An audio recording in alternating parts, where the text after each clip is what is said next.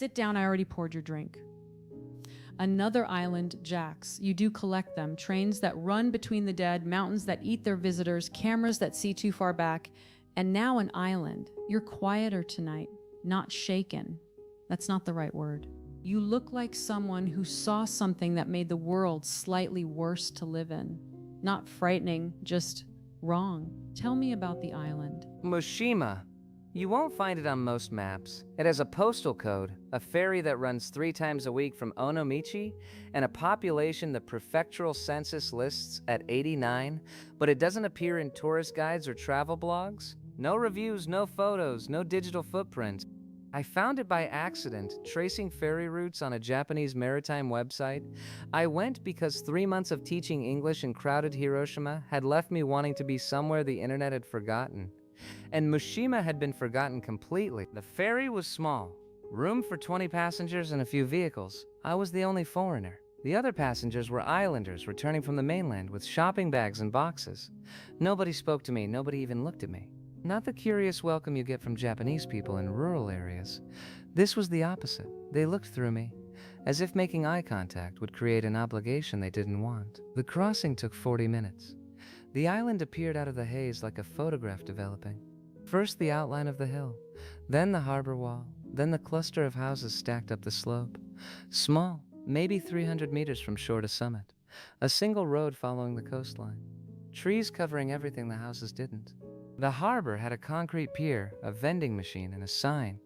I caught one phrase on it, "Kasuenaide kudasai."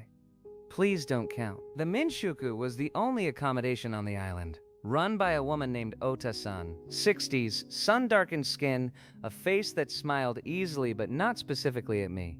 She showed me to a tatami room overlooking the harbor. Basic, clean. How long? 3 nights. She nodded. Didn't write it down, didn't ask for ID. One rule, she said, don't count the houses.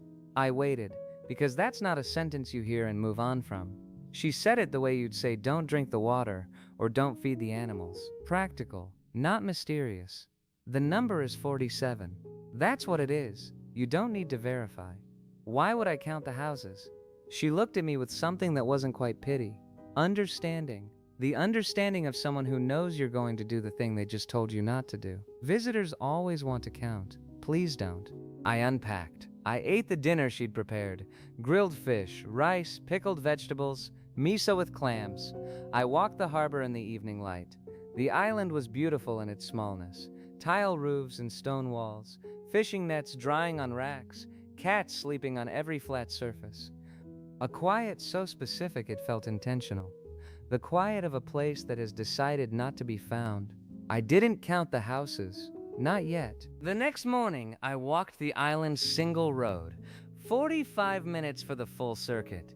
The road hugged the coastline, rising and dipping into small inlets where fishing boats were moored. The houses were clustered in 2 groups, the main settlement near the harbor and a smaller group on the far side, near a shrine. Most of them showed signs of life.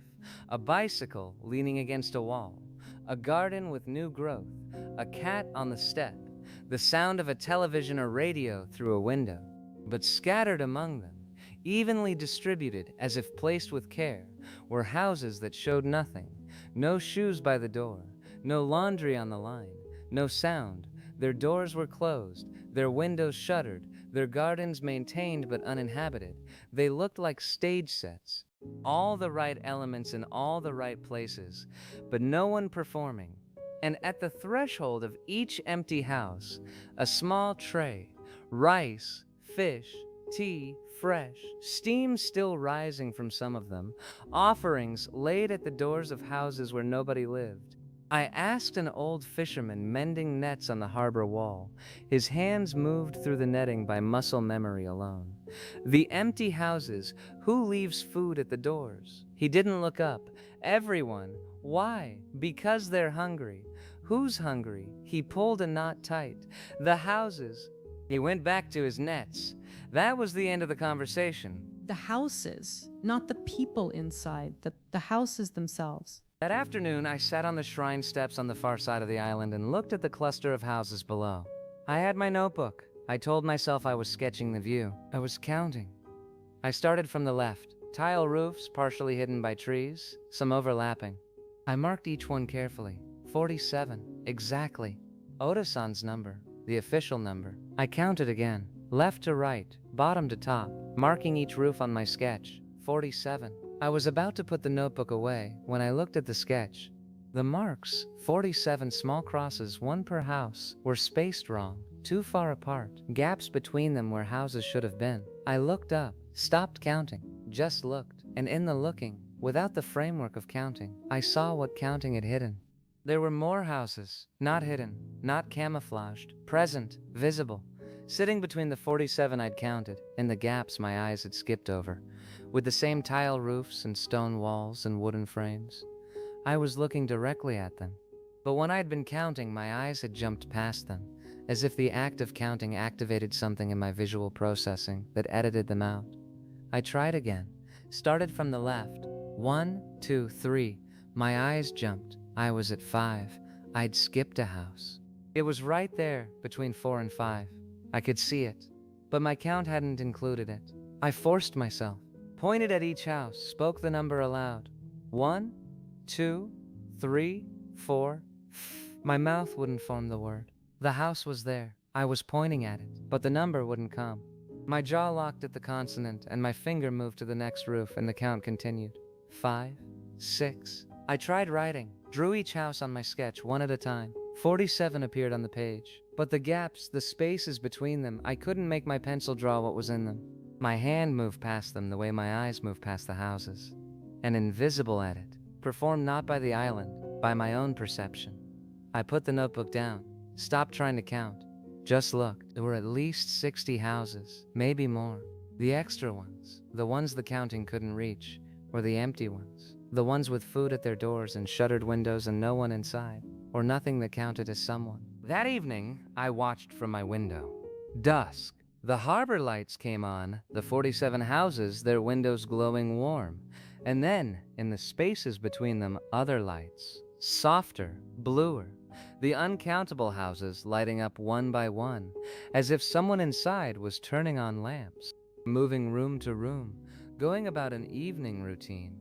I watched one house directly below my window, a gap between Otasan's Minshaku and the next building over.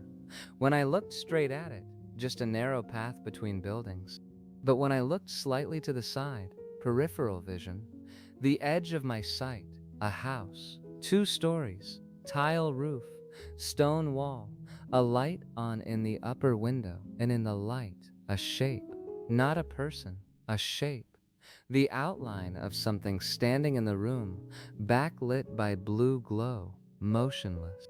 Facing the glass, facing out, facing me. I looked directly at it. The house vanished, just a path.